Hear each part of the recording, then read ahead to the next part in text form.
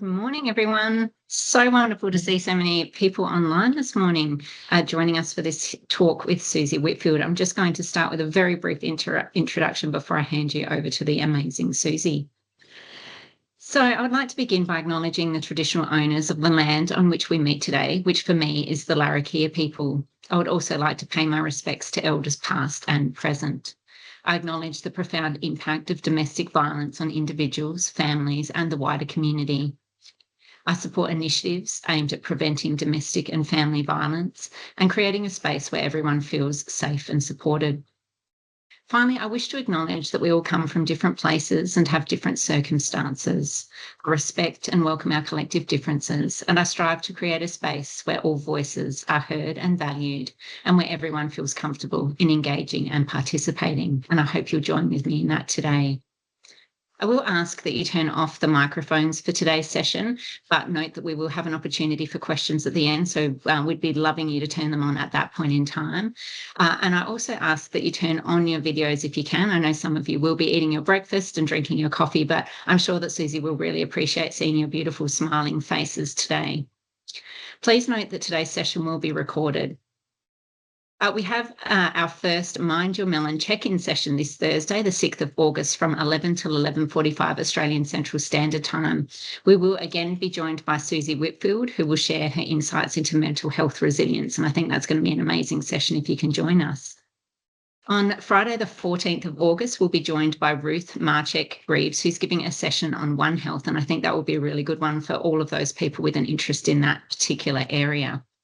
And on the 19th of August from 12:30 to 1:30 Australian Central Standard Time, we'll be joined for our next biosecurity think tank by Dr. Bonnie Cummings.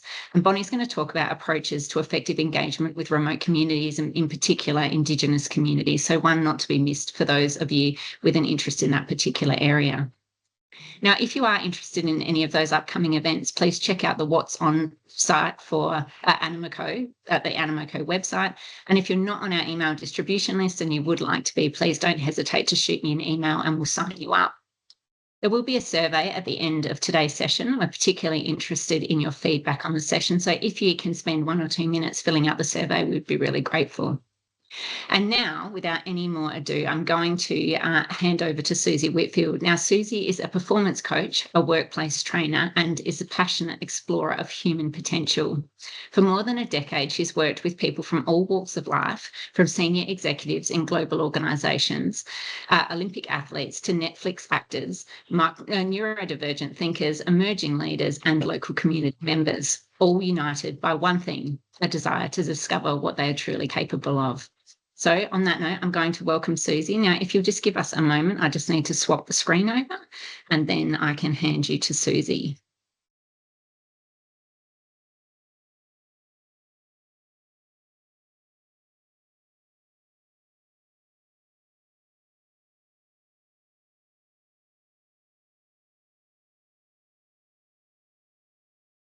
Well, good morning, everybody.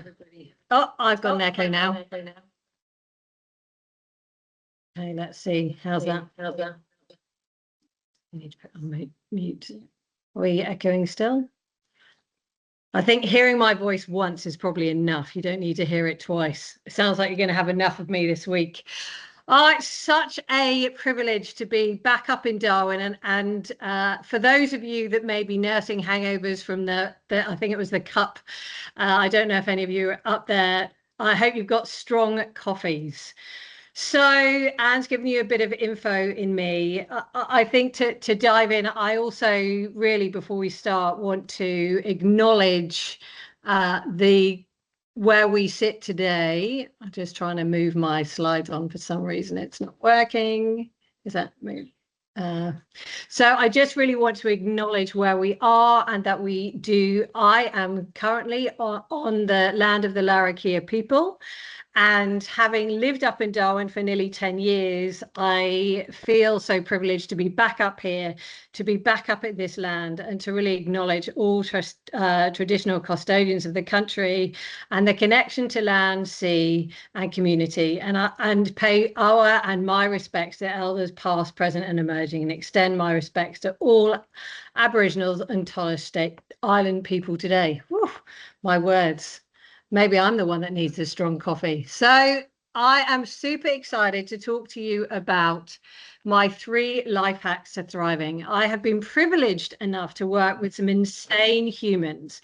And as we get older and maybe a little wiser, we begin to see patterns of things that happen. And I am sharing these 3 hacks into thriving based on what I've seen over the years and the things that seem to have profound changes on people. And it is so exciting that I then get to share this with you.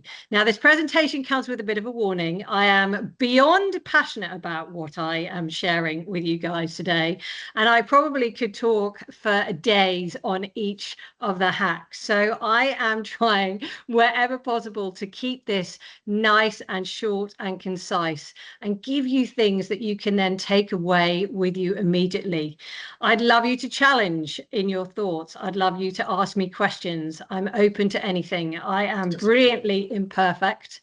So I can learn so much from you guys, and maybe you can learn a bit today. We will see how we go.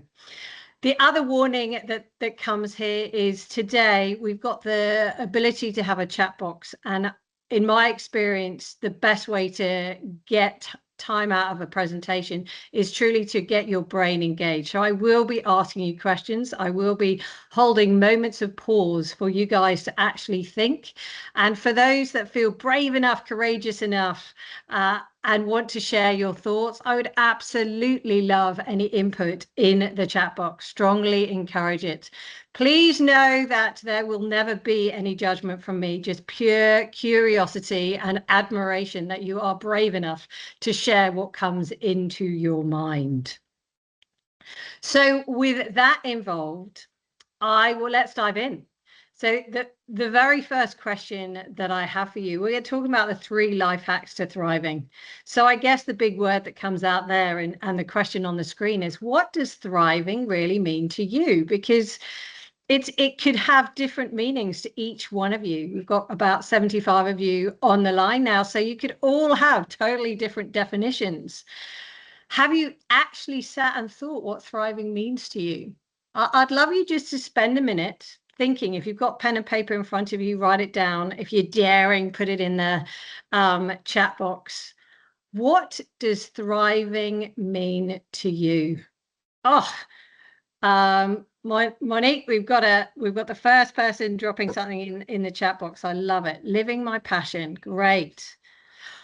Oh, inner peace. That makes me want to take a big, beautiful breath. I love it. What does thriving mean to you? Being content.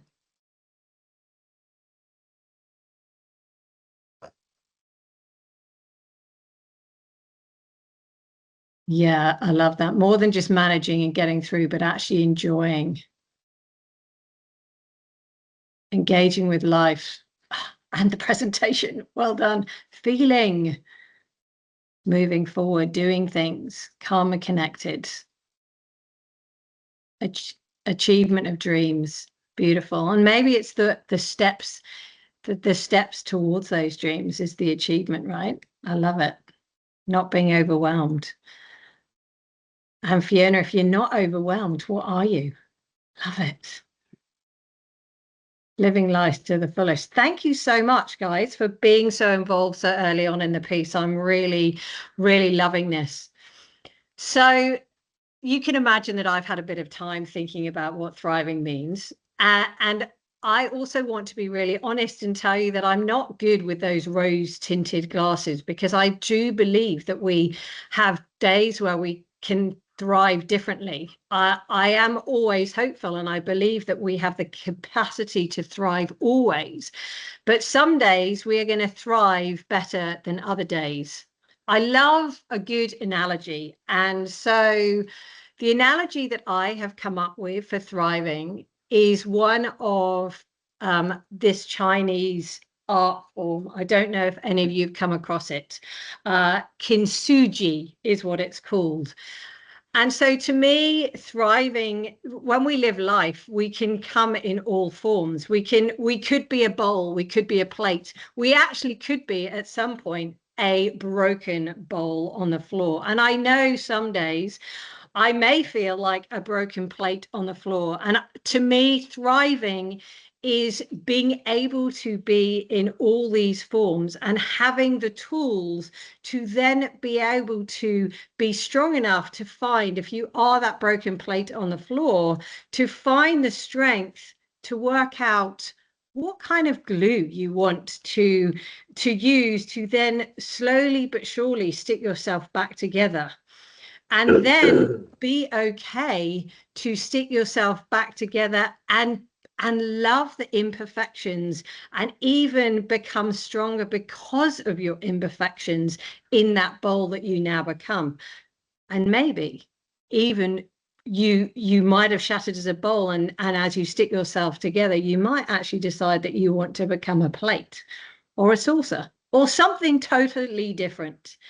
So I feel like thriving is possible every day if we acknowledge that actually some days we thrive differently to others, but every day we have those skills, we have that inner peace that you were talking about, that inner confidence, that even if we are shattered on the ground in little pieces, we still have that strength to glue ourselves back together, because life isn't always great, right? So thriving, I truly believe thriving is about having the skills to glue ourselves back together in whatever form we want and to become stronger because of it. I'm curious, how do you guys take that as a definition? Do we love it? Do we hate it? Are we good with it? Do we feel inspired by it? Tell me, well, be honest. Where are you at with us? Oh, I'm loving. We've got some love hearts flying up. We don't, you know, I love that. So, and I honestly, I remember having a challenging situation with my son one time, and I remember saying to him, "You right now, you're a shattered plate on the floor," and he was looking at me rather confused. But when we then talked about the fact that actually he was strong enough to glue himself back together, he had the skills that he needed to do that, it suddenly transformed everything. So to me, that is what thriving is about. And today, I now want to talk about the 3 hacks that I have seen and worked with people around to truly find that strength within you when you are feeling fabulous and stronger because of your imperfections, or when you are shattered on the floor and working out what glue to stick yourself back with, or somewhere in between. So let's start with hack number 1. Oh, it would help if I move the cursor the right way. Here we go. Thriving isn't about avoiding life cracks, because they're coming, right? But it's about being stronger because of them. And that is really how I feel. So the first hack is, I'm going to say, simply poking your emotions. Sounds so simple. But I'm going to do an exercise with you guys first of all, if you guys can bear it. Now, I'm going to set a timer for 2 minutes, and I would like you in those 2 minutes to write down as many emotions as come to your mind as possible. Okay, so 2 minutes, come up with write down as many emotions as you can while we're in those 2 minutes. Ready? I'm looking for those people whose camera, can you shake your head for me? Yeah, I can see if, yeah, great. Awesome. Okay, the 2 minutes starts now. Go, start writing.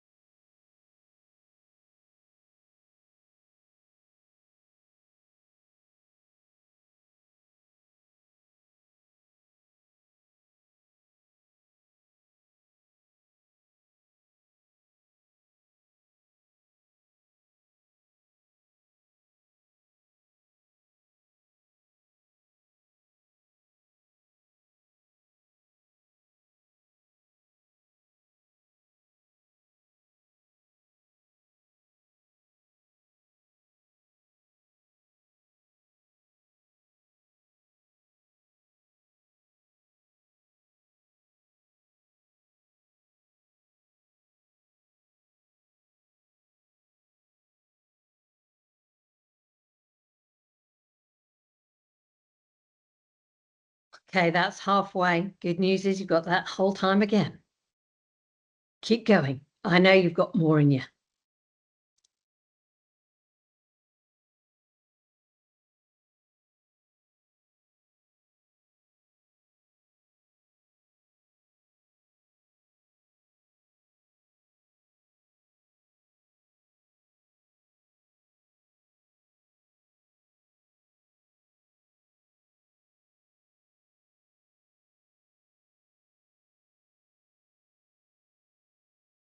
Thirty seconds left.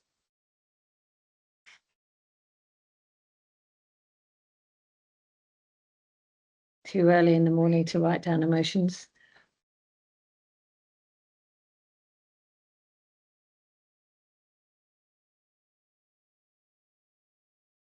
5, 4, 3, 2, 1. Pen down. Well done.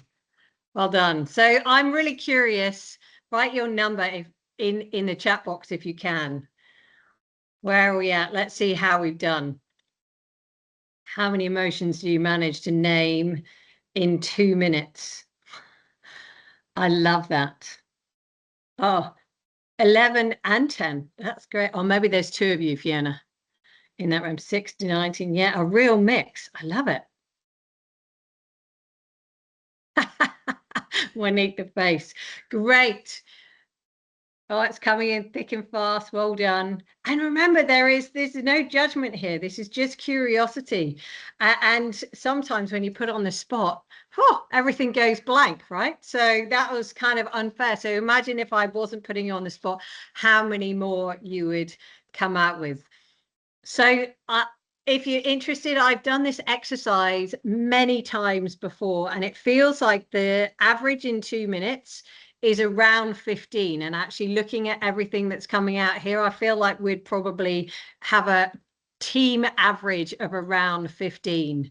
So that's great. Now, what's interesting, here's another question for you guys, and for those of you like a guessing game, how many emotional words do you think we have? I'm going to say in the English, I know we're in Australia, or Australian language.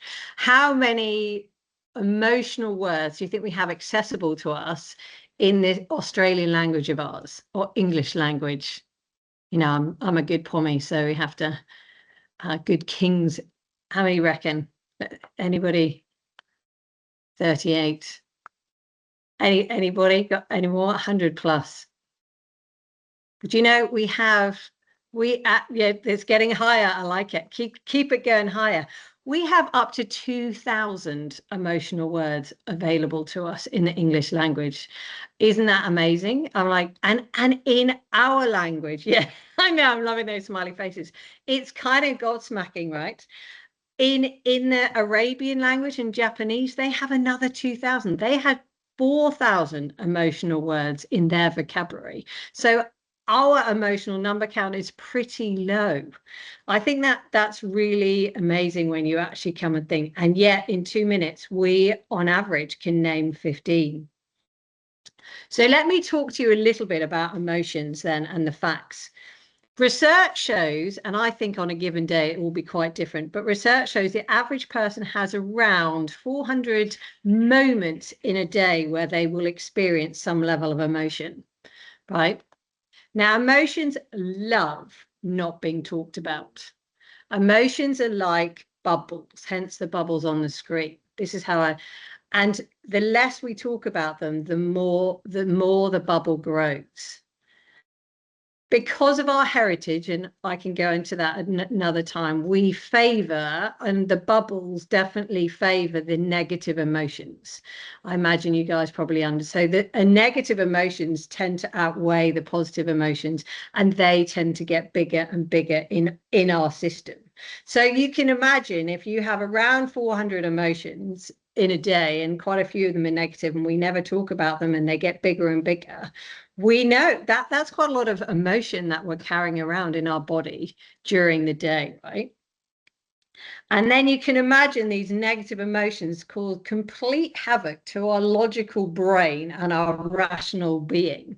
So I don't know if any of you have experienced it, but all the emotions, you've had a particularly crazy day, there's maybe been more negative emotions than positive, and you're feeling quite full of emotion. And then you know, maybe somebody hasn't done the washing up in the evening, and suddenly you are having a go at your partner because he hasn't washed the forks up properly, or he hasn't put the forks the right way round in the dish, right? Like, oh, but that's not the problem, right? But the emotions have built up and built up and built up, and they're stealing our energy. And so what over the years that I have found, and what researchers have shown, is that the way to contain and the way to manage ourselves through this is to poke the emotion. And by poking, I mean naming.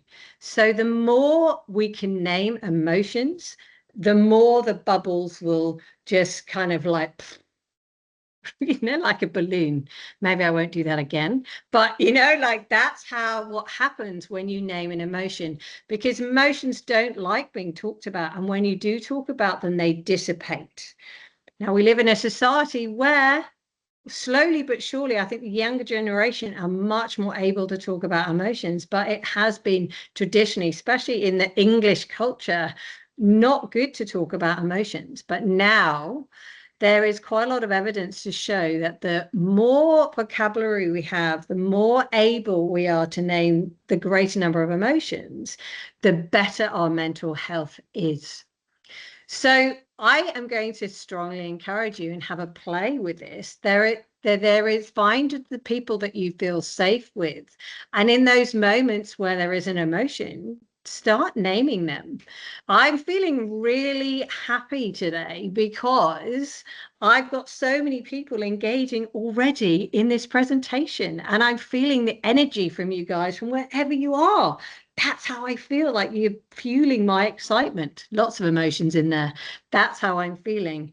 Now, what the research shows is the more descriptive we can be, they call it the granulation, the emotional granulation. So the more descriptive we can be about the way we are experiencing the emotion, the more we are able to poke at that emotion and deflate it so that it actually dissipates, and we got all this extra energy for other things like gluing those bits of plates together, or just finding a way we can be imperfect. There is some amazing apps out there.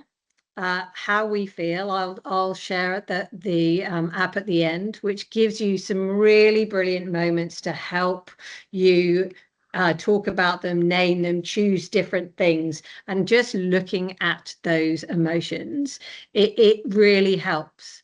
One of the exercises that I have talked about in training groups with people in the workforce or people in sport is, even when you come into a room, just tell me how we're showing up today. And then you can actually then take turns sharing and building up that emotional granulation and actually burst the emotions that you are carrying in that time, giving you energy and more freedom to be that calmer, like that, be that peaceful person, because you've actually managed to poke the emotion. So I hope that makes sense. Have we got, you know, any questions? Well, maybe we should save our questions and we'll keep going through. Is there anyone that has got a dying question that wants to be asked right now, or are we okay to move on? Good thing, thumbs up. I'm so used to being interactive. Let's keep going.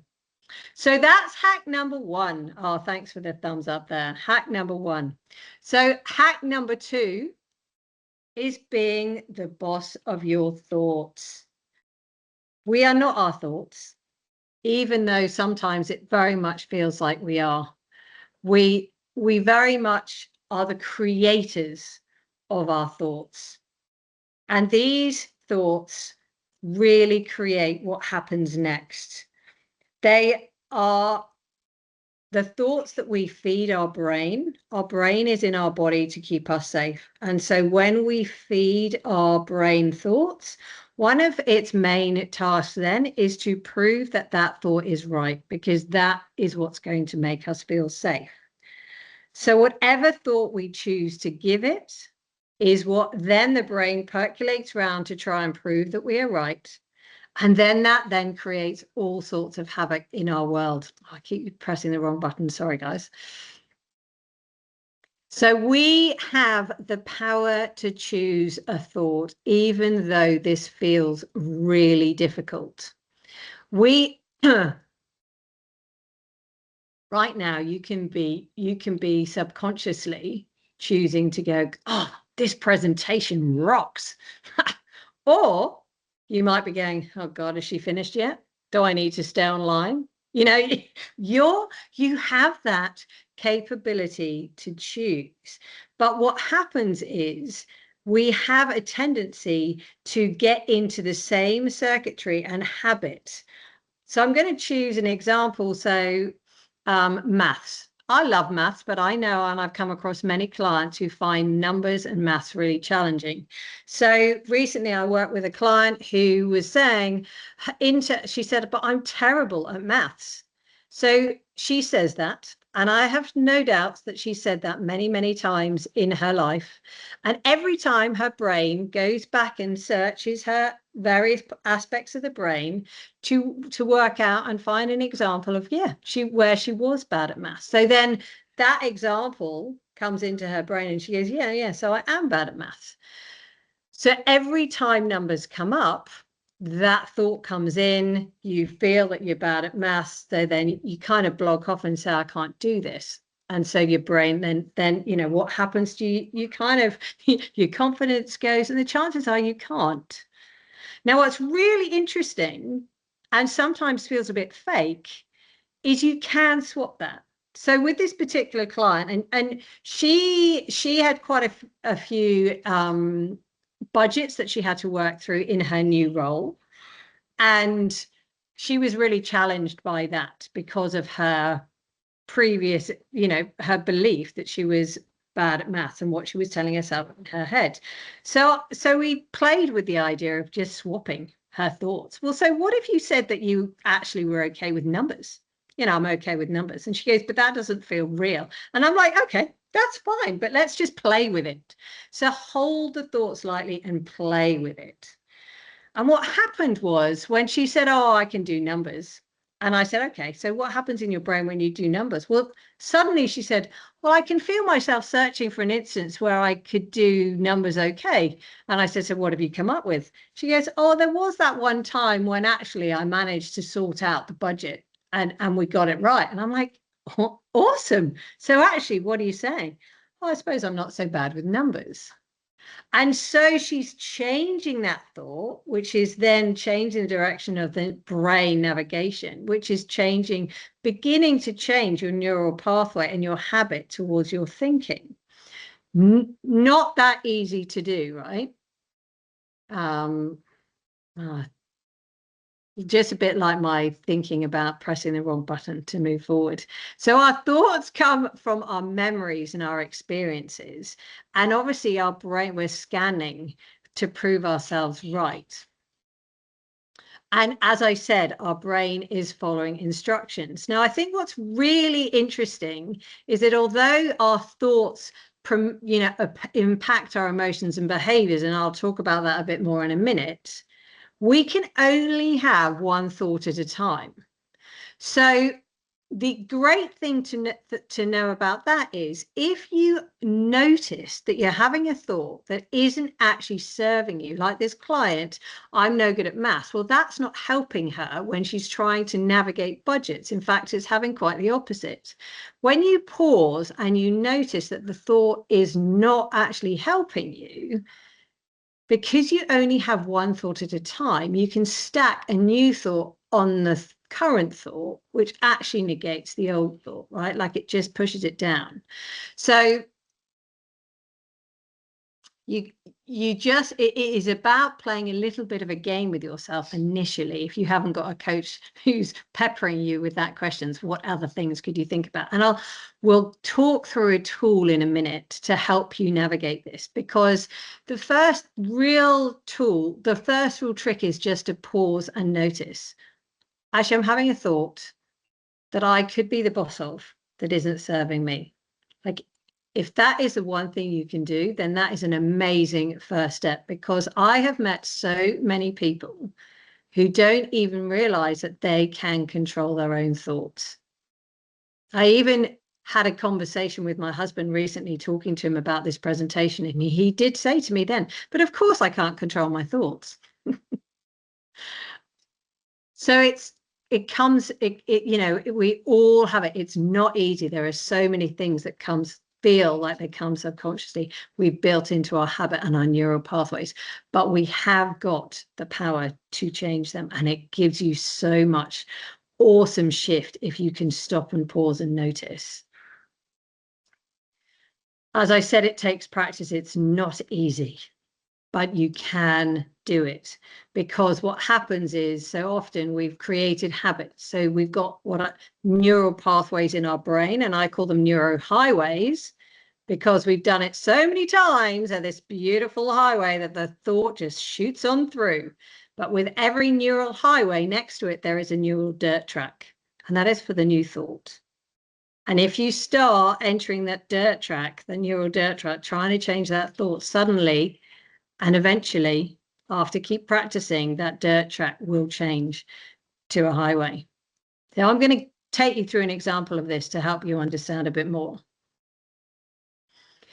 Pause, notice, navigate. If it's really hard in this world, if we don't pause, it's difficult for us to notice. So your power really comes in the pause. So once we've paused and once we've noticed, then we can begin to navigate.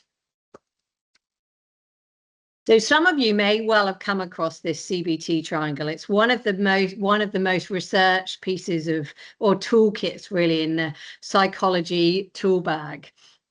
And everybody comes at it from different angles, but I love using it from the thought place. But let me take it through, and then I'll give you an example. So we talked about emotions and poking your emotions and how they feel and what they are. We know that you can all name around kind of between 10 and 15, because you've all done that today. Emotions then will affect your thoughts and vice versa, right? And thoughts will then affect your behavior. Now, most psychologists come at this from the behavior angle, because behavior is often the easiest thing to shift. If there is an emotion or a thought you don't like, you can change your behavior. Like, you could get up and move around. You could play dance music and shake it off. So you can if you have a thought, if you pause and notice that you have a thought, an emotion that you don't like, changing something in your behavior is an easy way is probably the easiest way to go. Get up, move your feet, shake your feet around now, whatever, shake your hands, talk to a mate. So many things you can do. I'm not going to spend any more time on the behavior, because I reckon you guys can work that one out.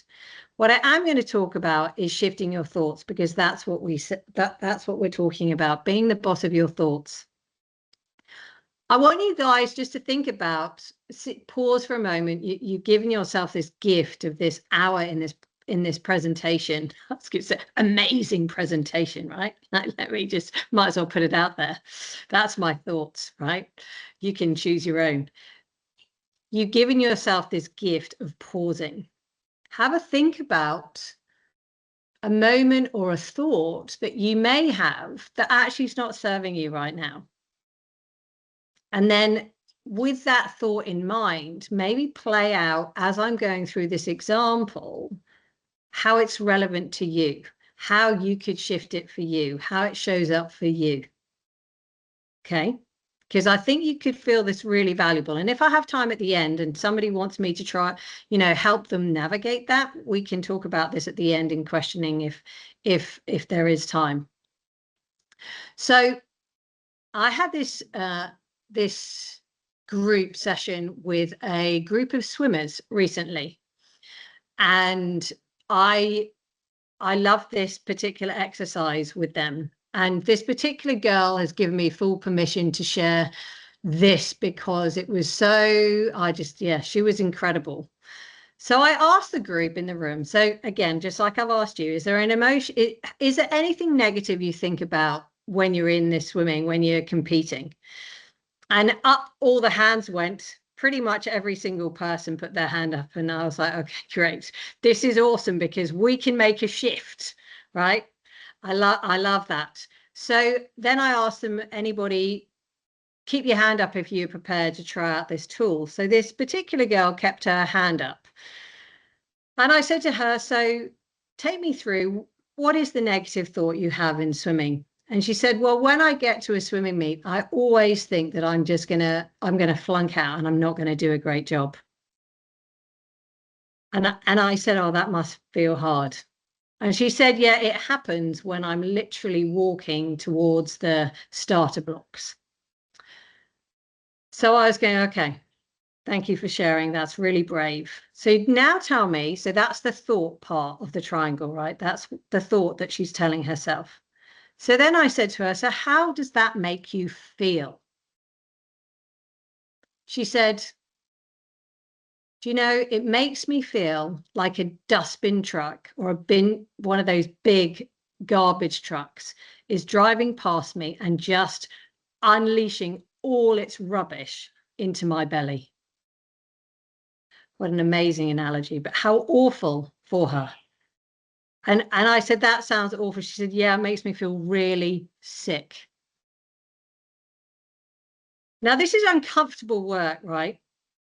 But we've poked that emotion. So now that emotion isn't so cruel on her.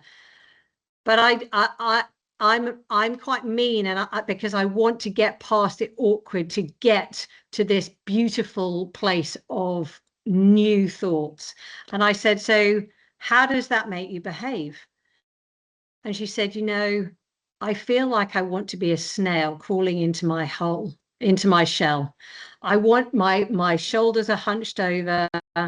I just basically am struggling to even get to the starter blocks. She was so brave. So I said to her, tell me how that makes you swim. And she goes, I never seem to swim well at swimming meets. And she said, it's hard, it's gutting. So I thanked her for her bravery, for her honesty, and then asked her if she wanted to play with this model and try something different. And she was so excited about the idea of trying something different. Anything, she said, something different would be awesome.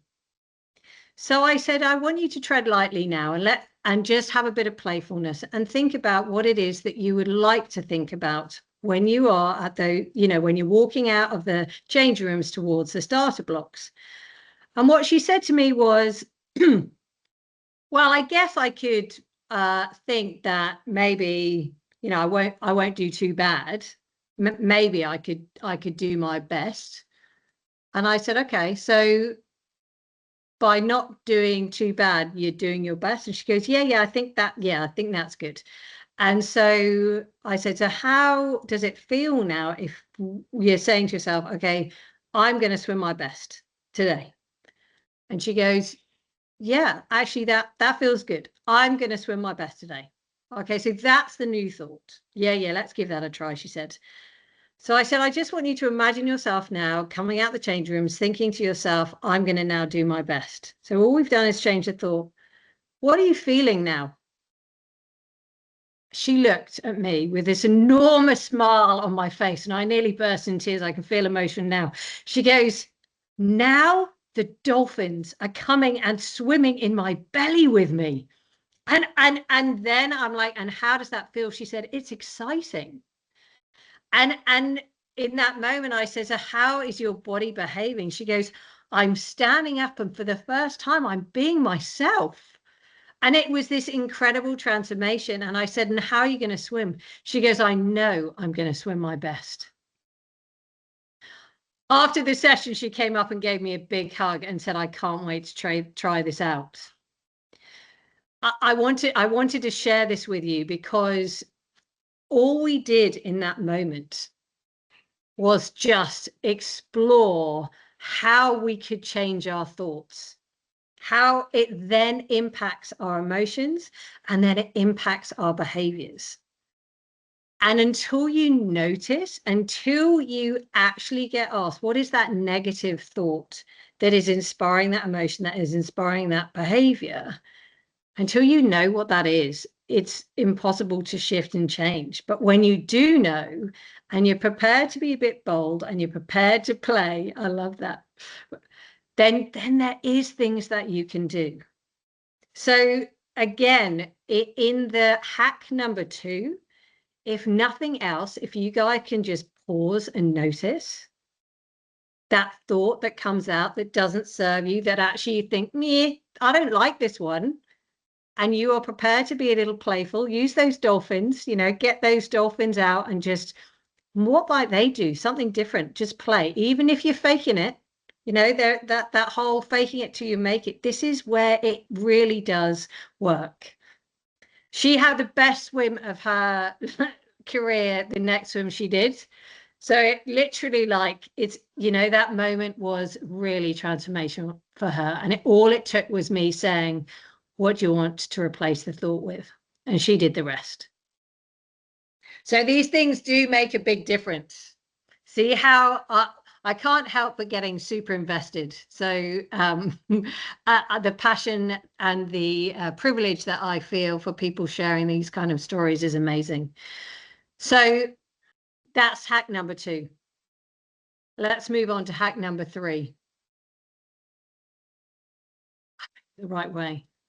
Hack number 3 is rest and recovery. Now, I thought about what's the opposite to thriving, and that's not rest. The opposite to thriving, I believe, is overwork. Massive overwork. And what's really interesting is it's costing our government over $60 million a year in people working so hard that they're burning themselves out. In all the sick days, in all the hospital bills, in all the heart attacks, we are literally, as a community, grinding ourselves into the ground. For some reason, it feels like, and maybe it's not where you are, but there is a status symbol about being busy and working long hours. And actually what it's doing is totally ripping the ability to thrive away from us. Hack number 3 is really about reframing this thriving piece into a performance tool. So knowing that rest and recovery is all part of thriving, and actually without rest and recovery, it is almost impossible to thrive. I want to talk to you a little bit about biology. We have 2 really active networks in the brain. One of the networks is called the executive control network. Now, that network is at play when we are busy. It is our control center. It is the thing that makes us decide what we're doing next, allows us to get things done. It keeps us moving forward, right? Now, what the neuroscientists are discovering is that because as humans, we are spending so much time in the executive control network, we are actually actively damaging our brains because we are doing too much. It's not just about our bodies, but we are actively damaging our brains. What they have discovered is that this other amazing network in our brain called the default mode network, that network is the network that will recover and come up and sweep up behind the executive control network and basically recover and help remove all that damage that has been done. So I tell you this because biologically, it is so important that we help get ourselves into the default mode network, which is ultimately rest and recovery. And that's not necessarily just sleep or doing nothing. And I'll share with you a few of the ways in which we can get into the default mode network.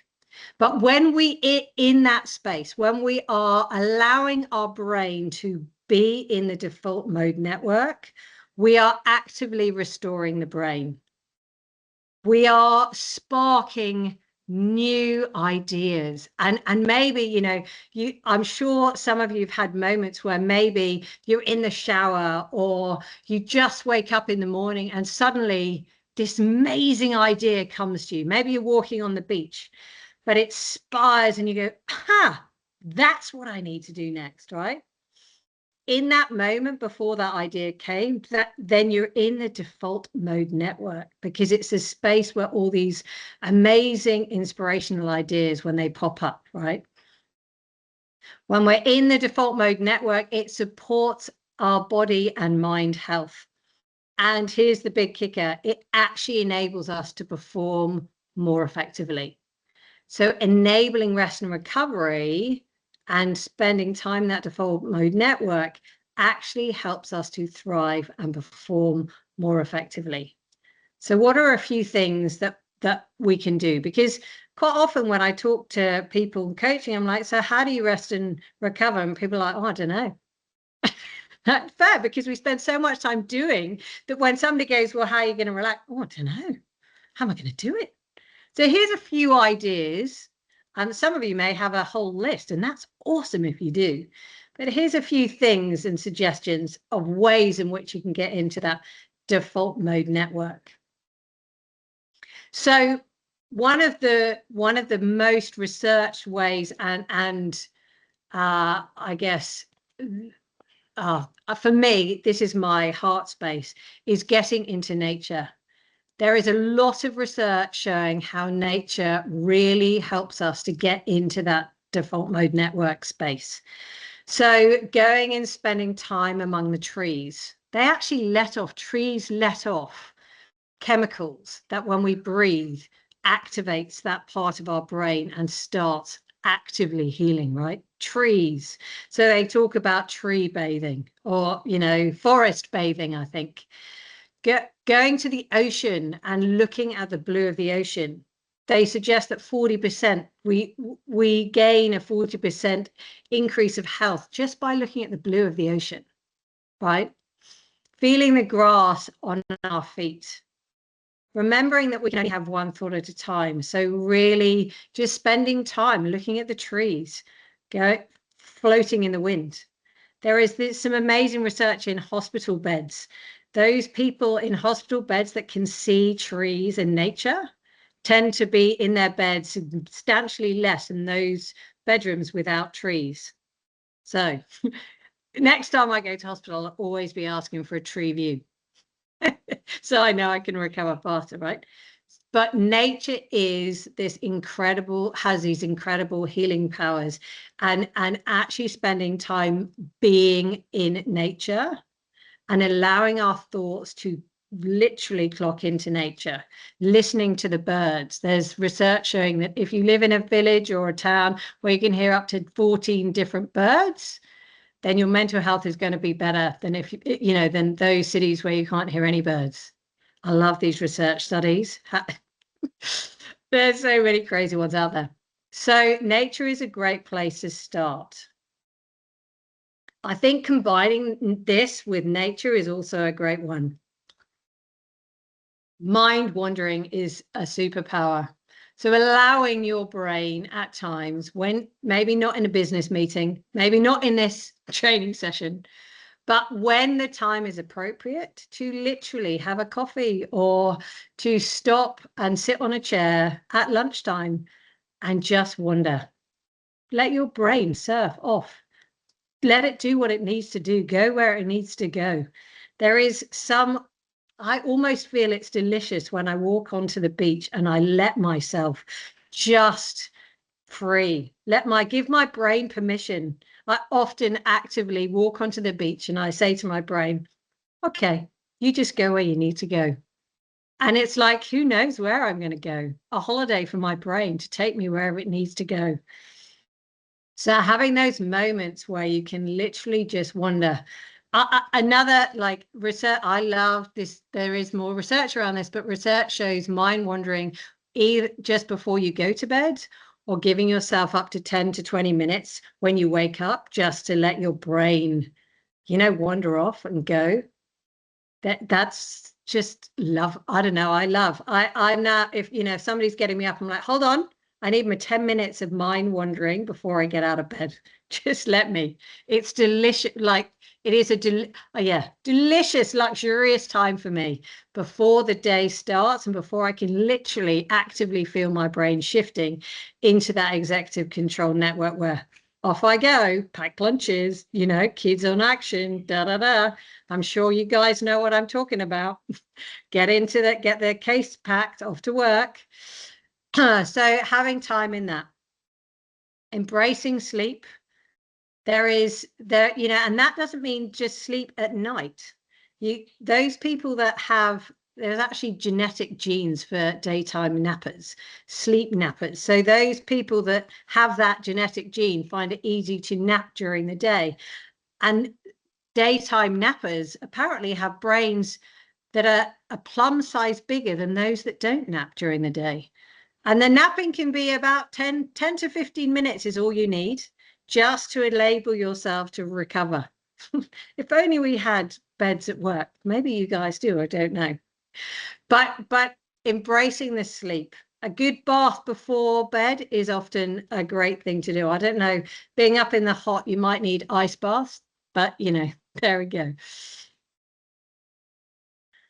And then active rest and recovery. It doesn't all need to just be sedentary, actually going for a bike ride, walking, and being playful with it.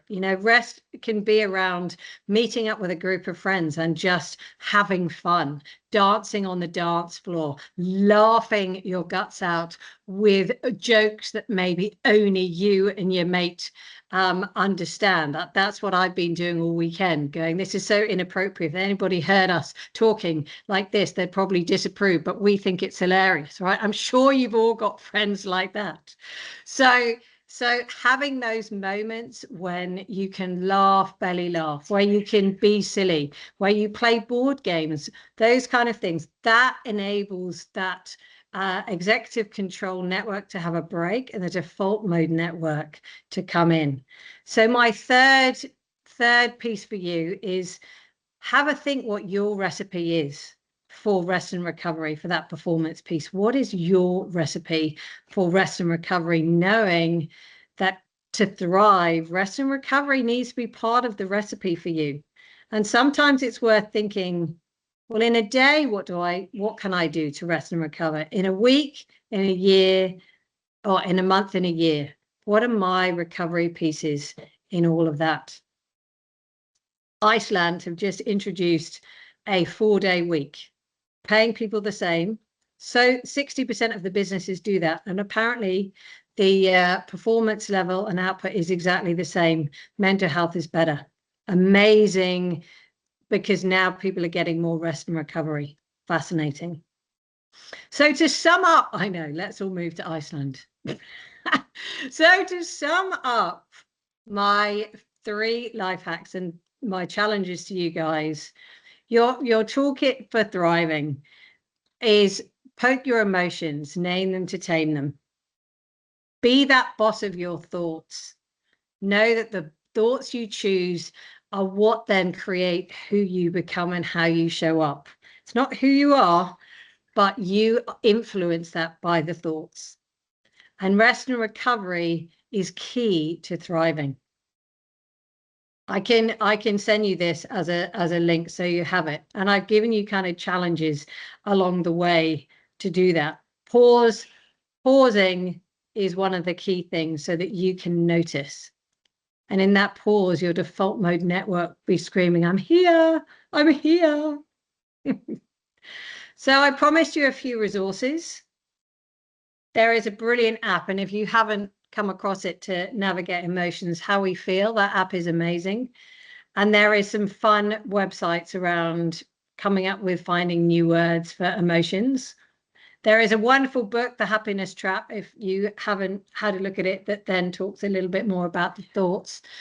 And then a neuroscientist, Joseph Gibelli, he has written a book around brain at rest, which is actually a really easy read, even though there is quite a lot of science in it, but it really stresses the importance of how rest and recovery is part of how we thrive.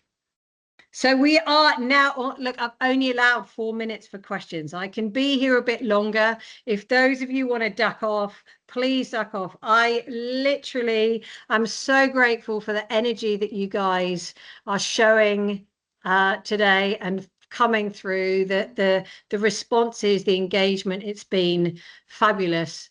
I am now totally here to answer any questions, to be challenged on anything I've shared, to share any experiences that you guys have got. I can be here for a bit longer if you need. Maybe put up a hand if you have a question, and we can take them as we go. But I really, really am grateful for you guys for coming today. Thank you so much.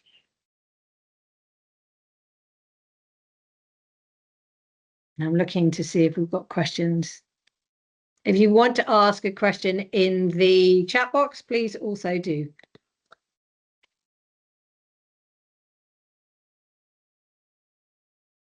And don't forget that the survey is also available in the chat for those of you that have a moment to fill out that survey. And I do know that we did have a question. Renee had her hand up before. Renee, did you have a question for Suzie? Feel free to ask. No, don't be shy. Don't be scared. Susie's only here with us for this short period of time. So if you do have something that you'd really like to ask, it's a great opportunity. Thank you so much, Suzie, for joining us today. Such a fabulous session. It's always amazing to have you. I will, if there aren't any questions, I will sign off at this point. Oh, hang on. We have a question hand up. Oh, yes. Please. I don't have a question, but it's a trap. No, it is a question. It's a trap that I'm stuck in. Yes, great. Okay, great. Let's, I love your bravery. Well done. Tell me more. So the trap is that as part of my job, I need to do some writing. Plus, there's a lot of admin things to do. Mm-hmm. Every time I sit to write, some admin task comes up. So even before I start writing, I'll be like, oh, it's going to be destroyed. Some admin thing is going to come up, right? And maybe it's not even urgent, but I'm just like so in this trap. And then I'm forever shuffling paper.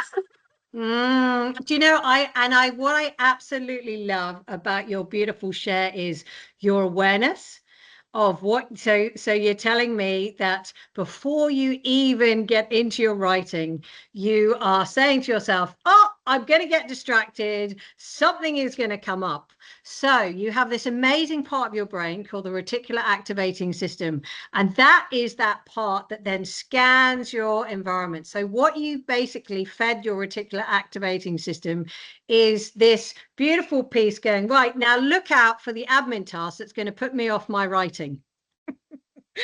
So you're feeding it that. And so just curious, have you ever yet had a moment where you haven't been distracted by that when you've said that to yourself? It's usually on the weekends. Okay. And so then it's really unhealthy because then I am doing it on the weekends when I know there's going to be nothing else. And then I'm not distracted. I'm very productive.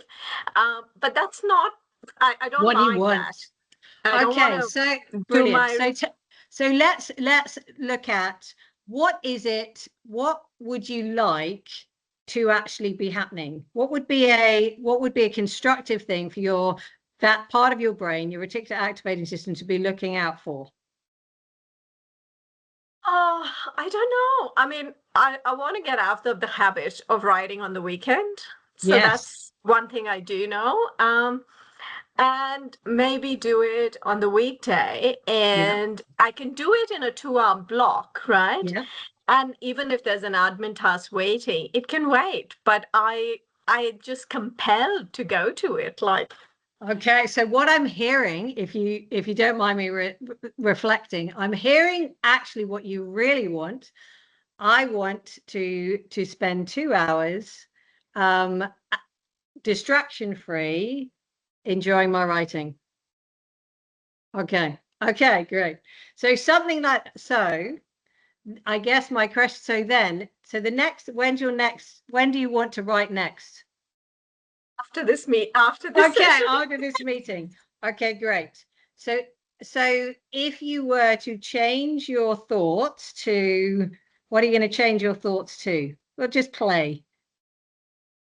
I don't know. Maybe I could just sit down and go, I'm really excited. I've got 2 hours to do this. Maybe, going off that swimming example, maybe if I did that and allowed my body to feel differently, maybe I would not be constantly going, oh, I really need to do that admin. I need to do that admin. Instead, just focus, maybe. Yeah. So I'm hearing, I want to free my brain to concentrate on my writing. Is that what you'd like your brain to focus on? Yeah. So I'm going to let the admin task sit and free my brain to write. How does that feel when you, how does that feel when you say, I'm going to free my brain and I'm going to concentrate just on my writing? It's good. It's good if I can get my brain to think that way. Okay. So remember you have a neuro highway where you've got into the habit of going, oh, admin tasks are going to get in the way, admin tasks, but you have got this dirt track, and this dirt track highway, like neuro is there saying to you, I have got free space to concentrate on my writing. So every time, even if you concentrate on your writing for half an hour or 10 minutes without distraction, then that's a celebration, because next time I'm going to free my brain to concentrate on my writing. And I'm going to let the distractions go. It sounds like I'm letting the distractions go. Yeah. Okay. I'm going to try that.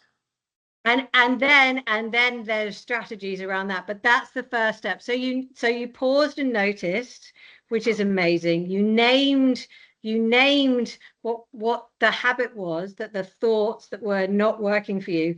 And then what we've done is we've played a new one, which you're going to experiment with. But remember, that's only a dirt track. So it's going to, you're not going to be able to, if you nail it first time, then you're doing exceptionally well. So expect it to be a bit challenging, but keep practicing that. And suddenly your highway will turn to a dirt track, and the dirt track will turn to a highway.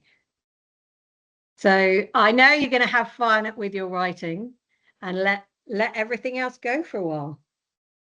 Just let everything go. I love it. I can feel the lightness coming from you. Thank you. Thanks. Great, amazing. Anybody else? I do notice that in the chat, Tori has said, I have a young daughter who's 5. Do you have any suggestions for how to incorporate naming the feelings for her? Oh, beautiful. Thank you so much. That's such a beautiful question. And starting to bring and name the emotions when they're that age is such a wonderful tool. The app, and I think that the app, maybe it was Chantal, beautifully put it in. I think I saw it. Yeah. Chantal, thanks so much. She popped it in the chat box, how we feel.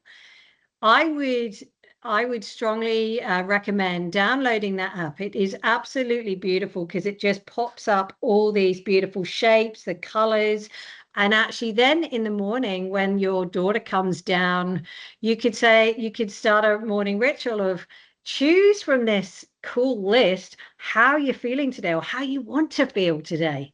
And then we can talk about what that emotion is or what it looks like or how it feels. That could be a really beautiful way to engage in that conversation and normalize talking and poking emotions. Such a beautiful question. I love that. Thank you so much. I hope that's helpful. Been amazing, Suzie. Thank you so much for your time today. Unless we have other questions, I'm going to let everyone go. Have a fabulous day, everyone. You have been an amazing group of participants. Thanks so much for being present, and I'll look forward to seeing you at one of our future events. Thanks so much and have an amazing day. Thanks, guys.